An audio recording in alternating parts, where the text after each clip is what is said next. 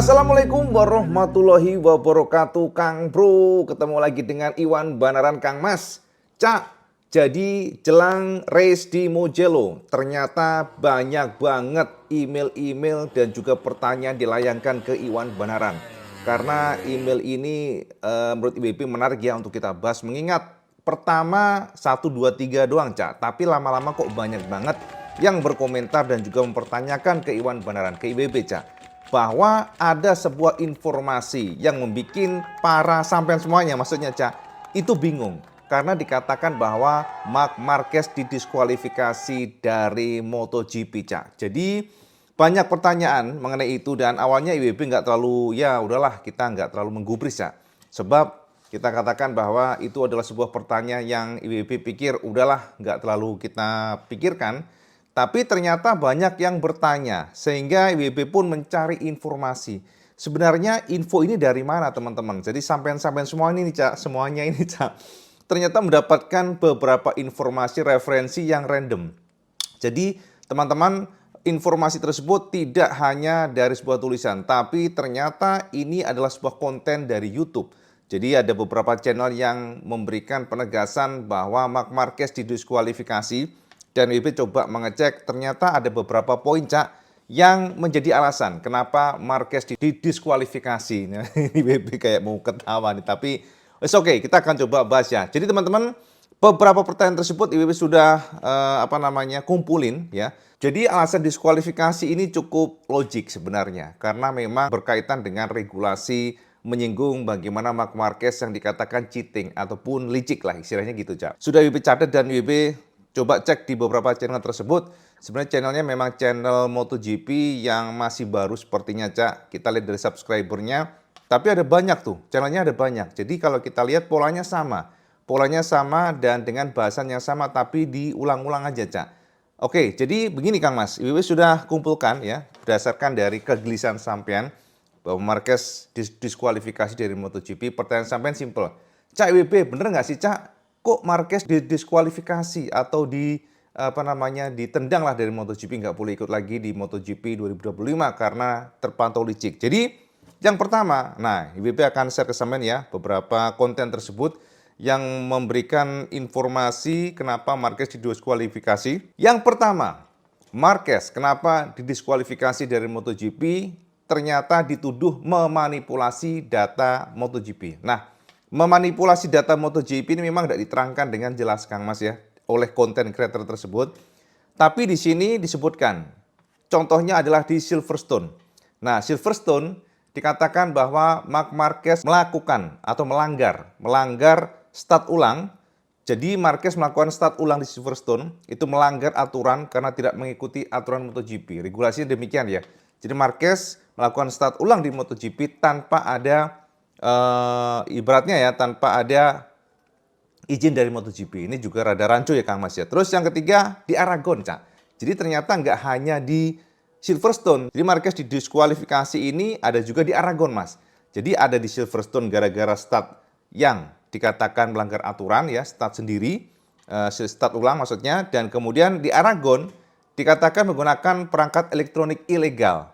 Nah, jadi perangkat elektronik ilegal ini dikatakan oleh sang content creator yang memang bikin heboh ya. IWB nggak akan share, ya sama nitip saja di sinilah ya, tapi IWB nggak akan share secara detail untuk channelnya. Ya jadi kita udahlah sampai cari sendiri aja lah, banyak kok di YouTube ya. Jadi di sini disebutkan bahwa Marquez menggunakan perangkat elektronik ilegal sehingga kontrol traksi motor jadi lebih advance. Ini memang cukup membingungkan ya, Kang Mas ya. Jadi kalau dikatakan bahwa Marquez menggunakan perangkat elektronik ilegal, ini perangkat elektronik itu Oppo maksudnya, Cak. Nah, oke, kita akan bahas nanti satu-satu. Dan keempat adalah Ducati pusing. Dikatakan setelah mendapatkan punishment dari Dorna, ya, Marquez akhirnya coba dibela oleh Ducati dengan melakukan banding. Itu kata dari sang content creator. Dan kemudian ternyata ya, sepertinya banding tersebut ditolak oleh Dorna gara-gara memang sudah terbukti sahih bahwa Marc Marquez melakukan kecurangan. Lalu yang kelima menarik sekali ya, jadi memang ini adalah sebuah rentetan konten yang membuat sampean-sampean semua itu kayak tersita perhatian ke sana, Cak. Soalnya sudah menyinggung Marquez yang curang, kemudian juga Ducati khawatir luar biasa, kemudian juga disebut di sini poin 5 adalah Lorenzo dan Rossi katanya mendukung penuh diskualifikasi ini sebab tingkah laku atau apa yang dikatakan atau yang dilakukan oleh Marquez mencederai balap MotoGP secara general. Itu ya, Cak. Dan kemudian ada juga beberapa informasi yang menurut IWB perlu IWB luruskan pula ya. Jadi memang dikatakan bahwa nantinya Fabio akan ke Ducati ya. Jadi akan menjadi rekan atau tandem Marc Marquez sementara Pecco akan hengkang dari Ducati. Oke, itu yang terakhir, Cak. Tapi IWB akan fokus kepada beberapa informasi. Yang pertama adalah tentang Silverstone. Nah, teman-teman, secara general kita akan lihat dari konten tersebut. Kenapa? Dan betulkah Marquez melakukan kecurangan, kemudian didiskualifikasi karena alasan start ulang dan itu melanggar aturan MotoGP. Jadi ini saja udah ganjil, Kang Mas. Ini saja udah ganjil.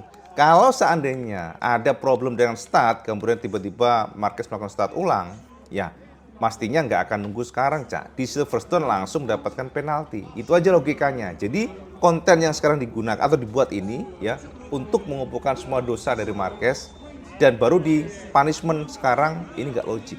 Itu yang pertama. Yang kedua adalah Aragon, perangkat elektronik ilegal. Ini kalau kita ngomongin perangkat elektronik, Cak, semuanya nggak lepas dari ECU.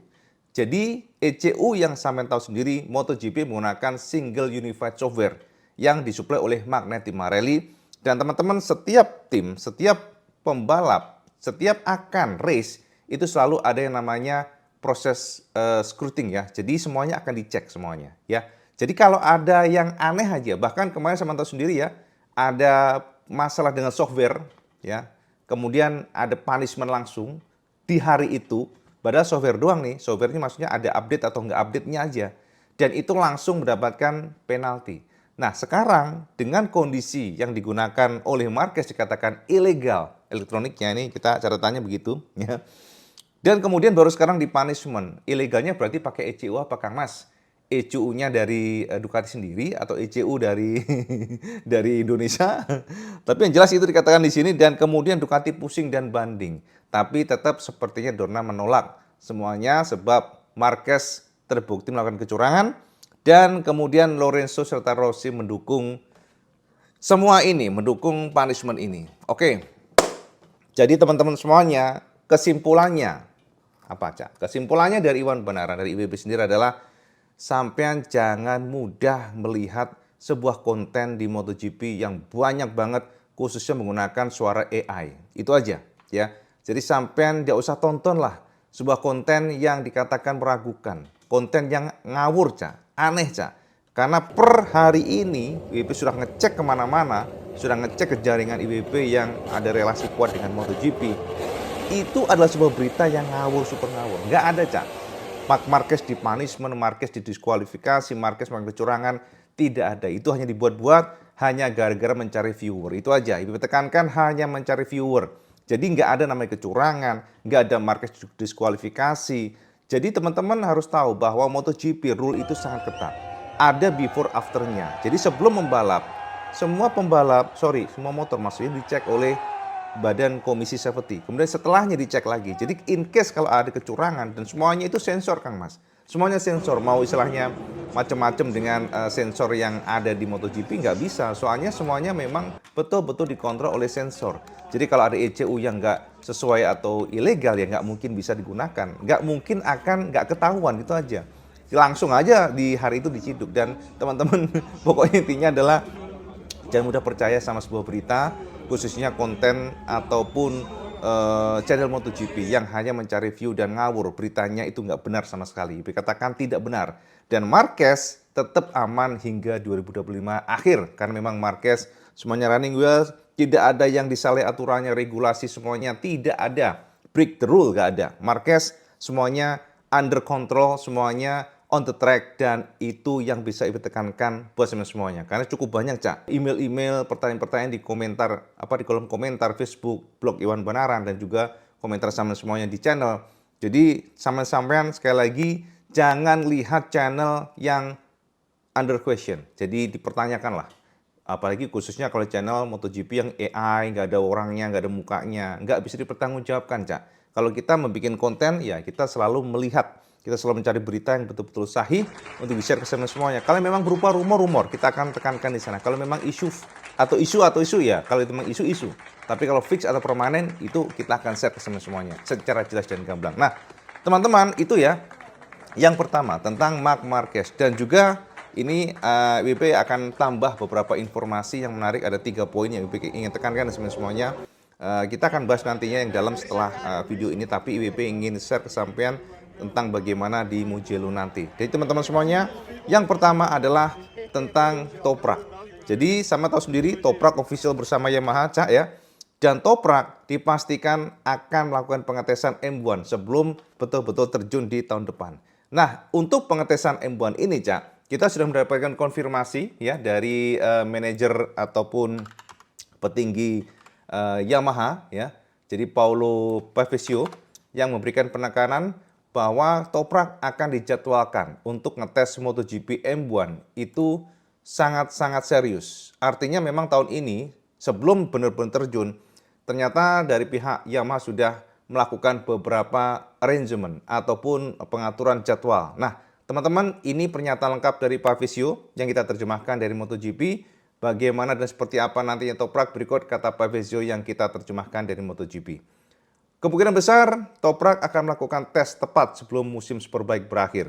Aku sangat berterima kasih kepada BMW atas supportnya. Yang pasti fakta bahwa Toprak pindah ke MotoGP lebih mudah. Dan fakta bahwa Toprak telah memberikan BMW gelar yang sangat penting membuat hubungan mereka sangat baik. Ini Toprak, dia pria yang baik. Dan orang-orang ingin mendukungnya sebanyak yang kita bisa. Sejujurnya, tes MotoGP sebelumnya di bawah harapan Toprak. Tapi juga pada saat itu, mungkin kami belum siap. Bukan rahasia lagi bahwa tahun 2022 hingga 2024 merupakan tahun yang penuh tantangan bagi Yamaha di MotoGP. Dan ketika kamu mengalami kesulitan, ada alasannya. Kami sedang merestrukturisasi racing departemen kami, termasuk aktivitas tim penguji. Tidak pernah ada perasaan kurang nyaman di antara kami. Uji coba itu tidak berjalan sesuai harapan. Ini menjadi pemicu bagi Toprak untuk mencari tantangan baru dengan BMW. Ketika aku melihat ceritanya sekarang, aku juga senang. Dia juga bisa membuktikan dirinya juga kencang di motor lain, membuktikan bahwa dia bisa berganti motor apapun dan tetap sukses. Ini memberiku lebih banyak harapan atau kepercayaan untuk babak selanjutnya di MotoGP. Dia bisa saja bertahan di World Superbike, menikmati menjadi bintang pedok selama bertahun-tahun. Namun aku suka bahwa dia menginginkan tantangan baru. Kami punya 2 tim pabrikan di MotoGP, mereka sama persis. Ada 7 teknisi Yamaha yang bekerja di dalam Pramac. Ada direktur teknis yang sama, Max Bertolini, di belakang kedua tim. Jadi dia akan menjalani balapan penuh di pabrikan. Dan bagiku, memulai di tim seperti Pramac juga bisa lebih mudah. Tekanannya sedikit berkurang. Masih ada suasana kekeluargaan. Ada dukungan teknis pabrikan 100% penuh dan kontrak pabrikan. Yang pasti ada hal-hal yang akan ia pelajari. Bahkan walau ban, motor, perangkat, RHD, dan lain-lain hanya digunakan untuk 1 tahun lagi. Aku pikir cara kerja di MotoGP, ritme musim di MotoGP dengan jumlah balapan, jumlah tes, terkadang juga tekanan di MotoGP, itu sesuatu yang harus dipelajari. Bagiku, tes semakin cepat semakin baik. Kita akan lihat pada tahun 2027 ketika motor dan ban akan menjadi hal baru bagi semua orang. Jadi mungkin mempelajari hal-hal lain itu terlebih dahulu akan memberinya posisi awal yang lebih baik untuk tahun 2027. Tetapi sebelum tahun 2027 fokus penuh, motivasi penuh untuk tahun 2026. Jadi kami akan lakukan tes secepat mungkin dan ini baik untuknya. Yes, itu Cak pernyataan lengkap dari Pavesio ya. Jadi teman-teman dari sana bisa kita simpulkan bahwa Toprak mendapatkan full support 100% motor factory. Sekali lagi, motor factory. Bukan motor spek satelit, bukan, Cak. Karena memang Yamaha sangat fokus untuk nge-push banget semua motornya. Nggak ada perbedaan antara satelit dan juga factory. Itu yang pertama. Yang kedua, nantinya dari pihak Yamaha akan mensupport bukan hanya motor, tapi secara teknis maka akan diterjunkan pula orang-orang yang langsung dari tim factory. Seperti Max Bertolini akan juga bergabung langsung membawai Pramac. Jadi itu adalah kelebihan yang ditawarkan Yamaha kepada Toprak. Makanya Cak, Toprak mau bergabung teman-teman semuanya. Dan yang terakhir adalah mengenai tes. Nah, pengetesan memang akan di-push tahun ini. Dan kabarnya dari informasi yang kita dapatkan, seperti Toprak akan ngetes M1 sebelum Valencia. Jadi memang itu ada the end of the year dan di sana sepertinya akan nantinya diperkenalkan oleh Yamaha seperti apa karakter motor MotoGP, dan itu penting sekali untuk mengetahui seperti apa motor MotoGP. Nah, teman-teman, berkaitan dengan next-nya, sama tahu sendiri bahwa Pirelli nanti akan take over Michelin, dan yang menjadi perhatian kita semua ternyata dari pihak Pirelli. Nah, ini Cak menarik. Pirelli memastikan bahwa mereka tidak akan meracik special kompon untuk MotoGP. Mereka nggak akan meracik prototipe tire untuk MotoGP. Akan tetapi nantinya Pirelli akan menggunakan kompon yang sama seperti digunakan pada mass production bike. Ini menarik sekali ya, kompon yang sama, material yang sama, dan juga mesin yang sama, artinya mesin untuk produksinya. Hanya saja memang untuk ukurannya beda, Cak. Dan tentu saja ukuran ini tidak akan bisa digunakan pada motor mass production karena memang ukuran untuk MotoGP bannya itu aneh, Cak.